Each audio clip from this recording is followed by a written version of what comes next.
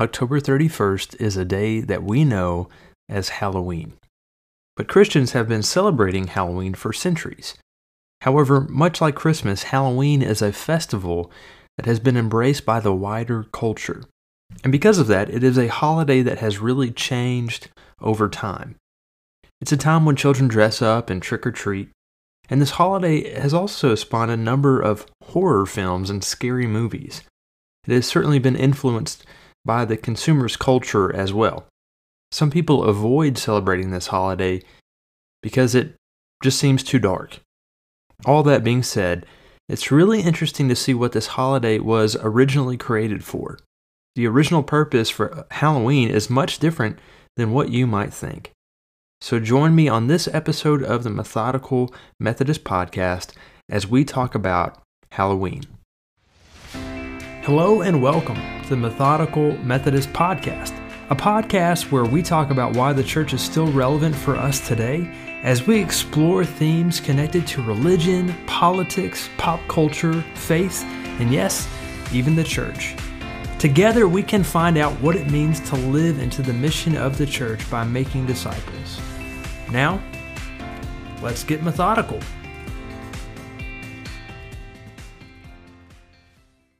People are quick to point out that Halloween comes from a pagan tradition. It's true that many Halloween traditions evolved from an ancient Gaelic festival called Samhain. It marked the end of the harvest season and the beginning of winter. It was a day that the Celtic people honored their relatives that had passed on before them. But it was really the Christians who claimed this holiday and made it into Halloween, or All Hallows Eve. In the early 7th century, Pope Boniface IV ordered May 13th to be a day that is dedicated to St. Mary and the Martyrs. This day became known as All Saints' Day. In the 8th century, on November 1st, Pope Gregory III dedicated a chapel to all the saints in St. Peter's Basilica in Rome. Then Gregory IV made this festival universal throughout the entire church. All Saints' Day became a festival that was widely celebrated throughout the world every year on November 1st. All Saints' Day is a special Sunday when we remember those who have gone before us. Halloween is simply the night before All Saints' Day. It is much like Christmas Eve, which is the night before Christmas Day. This comes from the Jewish practice of beginning days at sunset instead of midnight. It's a practice that carried over into early Christianity. Halloween derives from the word hallowed, which means holy or sanctified. The word Halloween is simply a contraction of All Hallows Evening. It's essentially another term for All Saints' Eve. And if we look at this translation, we can see that this was intended to be a good and holy night. It was intended to be a time to prepare for All Saints' Day. As I researched this topic, I found that there's also a third day on November 2nd that follows Halloween and All Saints' Day, and it's a day called All Souls' Day. The combined 3-day observance of Halloween, All Saints' Day, and All Souls' Day is actually called All Hallowtide. All Souls' Day was established on November 2nd after a French monk from the 11th century named Odila of Cluny chose it as a day of prayer and intercession for all Christians who had passed away. By the end of the 13th century, this festival had taken root, and All Souls' Day was observed throughout the Western Church. All Souls' Day was set aside exclusively for commemorating personal friends and relatives. It was designed to place more of an emphasis on lesser-known Christians, especially the ones that people knew personally. In the past, All Saints' Day was traditionally a celebration of more well-known believers, like the disciples and the heroes of the faith. Over time, those 2 days have morphed into one. Nowadays, we celebrate All Saints' Day on a special Sunday when we remember the saints, past, present, and future. In the Apostles' Creed we state, "We believe in the communion of saints." This is a day when we honor the saints like the Apostle Paul, Augustine, even John Wesley. The United Methodist Church also honors people who have made an impact on our own spiritual lives. And so this can include a parent or grandparent or a close friend who has passed on before us. All Saints' Day is a day when we recognize Christians who have gone before us, but it's also a day of asking how we should live as saints now. It's an opportunity for us to ask ourselves, how do we intend to pass on the faith to future generations of believers? That's what the Communion of Saints is all about. On October 31st, we don't just celebrate Halloween, but we also celebrate Reformation Day. On October 31st, 1517, Martin Luther nailed his 95 Theses on the church door of Wittenberg. Luther was particularly critical of the practice of selling indulgences. It was essentially a certificate that the church would sell you so that you or your family member could go to heaven. One way that the church would try to convince people to buy indulgences was by telling them about their ancestors who were suffering in purgatory and they needed to be freed. And the only way to free them, they would say, was to buy an indulgence. So I don't think this was a coincidence that Luther chose this day, the day before All Saints' Day, to air his grievances against the church. Luther was probably thinking a lot about the saints that had gone before him when he wrote his 95 Theses. I think Halloween is an opportunity to do just that. It's a time for us to prepare for All Saints' Day and think about our loved ones and the ones who have made an impact on our lives. You know, one thing that has become synonymous with Halloween is trick-or-treating. It turns out that trick-or-treating actually has a pretty long history. Around the 15th century, Christians had a custom of sharing soul cakes at All Hallows Tide, which was from October 31st again to November 2nd. People would visit houses and take these small round cakes called soul cakes, and they would give them out these small cakes in return for praying for their souls. Later on, people would go to different homes on Halloween, and instead of begging for candy by saying trick or treat, they would beg for soul cakes by singing under the windows. They would sing, "Souls, souls, for a soul cake. Pray you, good mistress, a soul cake." They would ask for mercy on all Christian souls for a soul cake. This early form of trick-or-treating was known as souling and was practiced in parts of Britain, Belgium, Germany, and Austria. Dressing up in costumes didn't come along until the 16th century in Scotland. However, it is believed that Christians in the Middle Ages who attended churches that were too poor to display relics and icons of martyred saints would dress up as saints instead. Jack-o'-lanterns didn't seem to have much to do with the original purpose of Halloween, but it has been suggested that jack-o'-lanterns originally represented Christian souls in purgatory. On Halloween in medieval Europe, fire from the jack-o'-lanterns served as a guide, returning souls to the homes of their families, as well as a way to deflect demons from haunting Christians. These were called soul lights. Halloween used to be a night that included attending church services and lighting candles on the graves of your loved ones. Some Christians would also fast from meat on All Hallows Eve. This was reflected in the eating certain vegetarian foods, as well as apples, potato pancakes, and of course, the soul cakes.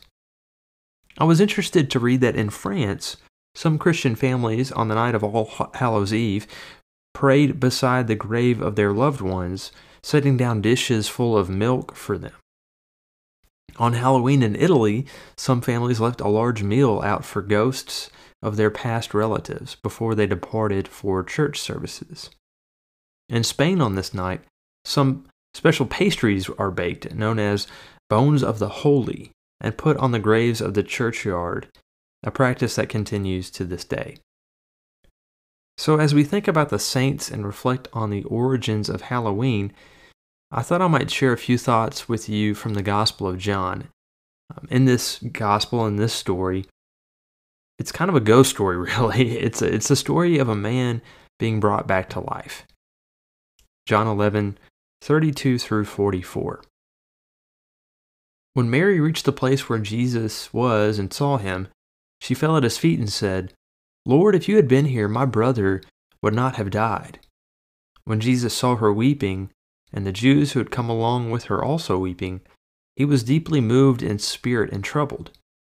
"Where have you laid him?" he asked. "Come and see, Lord," they replied. Jesus wept. Then the Jews said, "See how he loved him?" But some of them said, "Could not he who opened the eyes of the blind man have kept this man from dying?" Jesus, once more deeply moved, came to the tomb. It was a cave with a stone laid across the entrance. "Take away the stone," he said. "But Lord," said Martha, the sister of the dead man, "by this time there is a bad odor, for he has been there 4 days." Then Jesus said, "Did I not tell you that if you believe, you will see the glory of God?" So they took away the stone. Then Jesus looked up and said, "Father, I thank you that you have heard me. I know that you always hear me, but I said this for the benefit of the people standing here, that they may believe that you sent me." When he said this, Jesus called in a loud voice, "Lazarus, come out."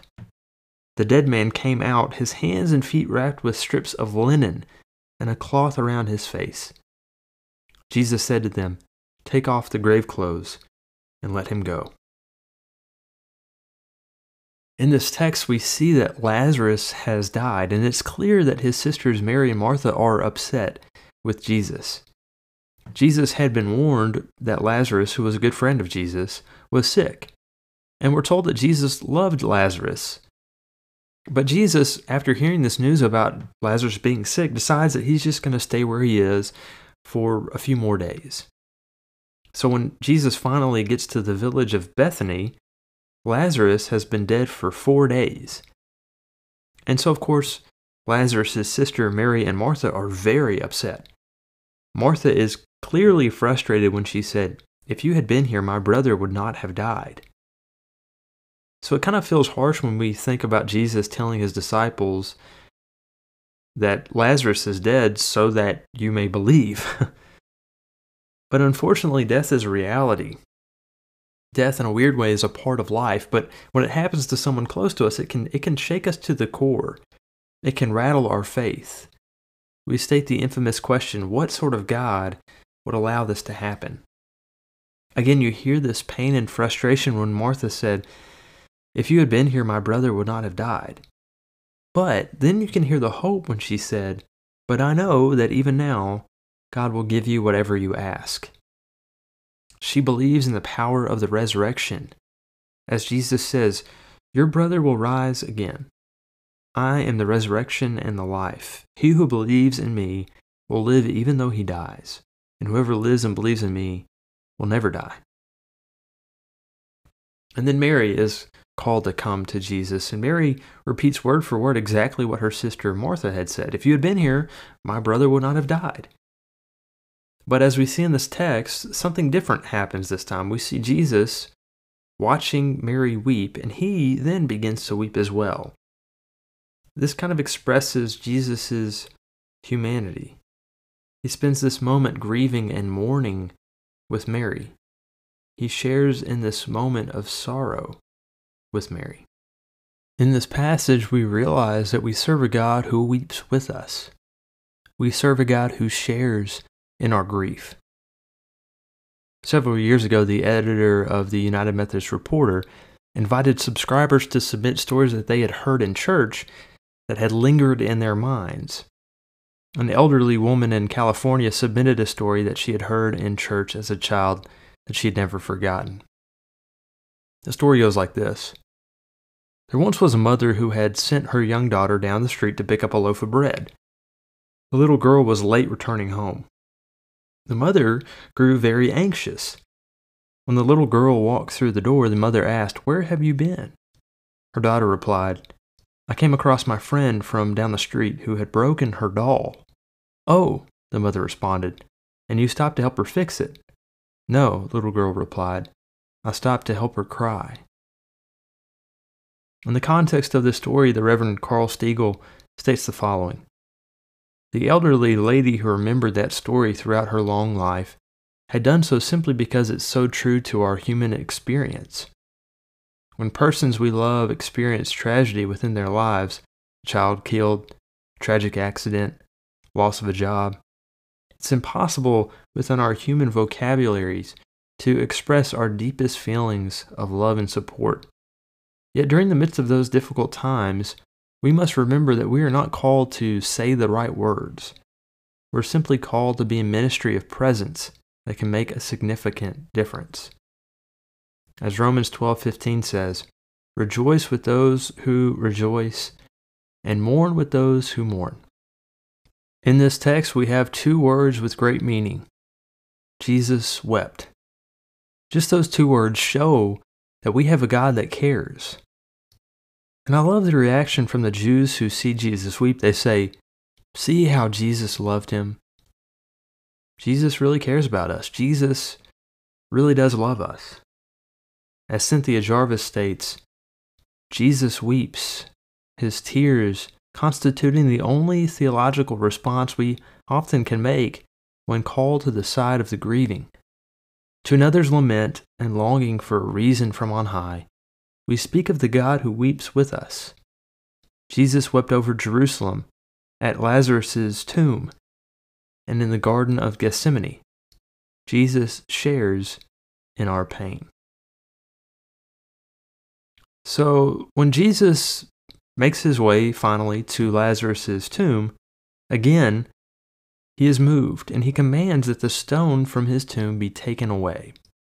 But of course, Martha, who had just talked to Jesus about the resurrection, she had just said in verse 24, "I know that he will rise again in the resurrection at the last day."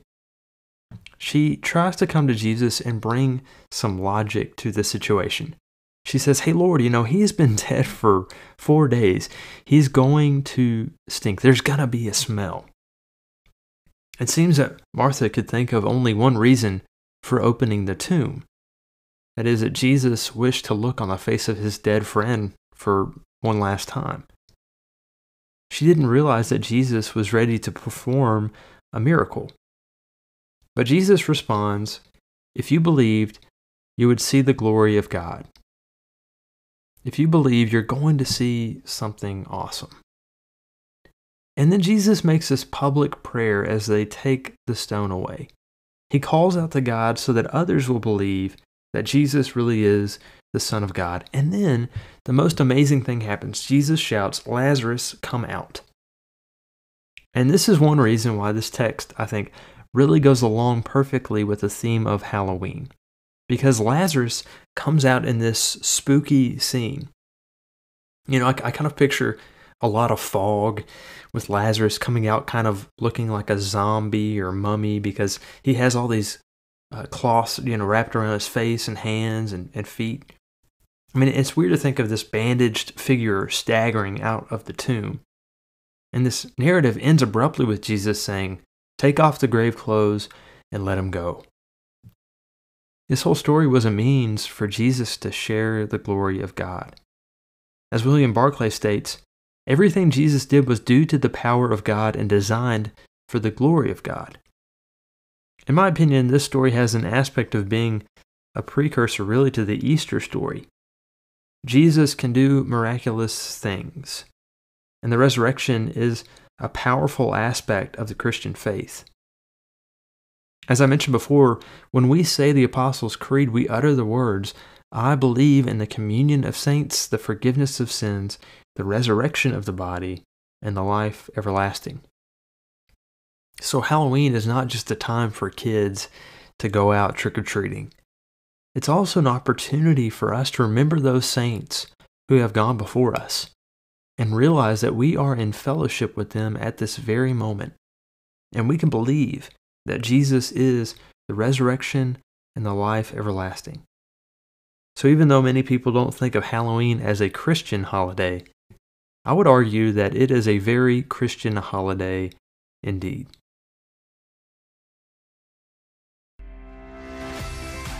Thank you for listening to this episode of the Methodical Methodist Podcast. If you have enjoyed this show, I hope you might consider heading on over to iTunes to subscribe, rate, and leave a review of the show. It is very much appreciated. And until next time, stay methodical.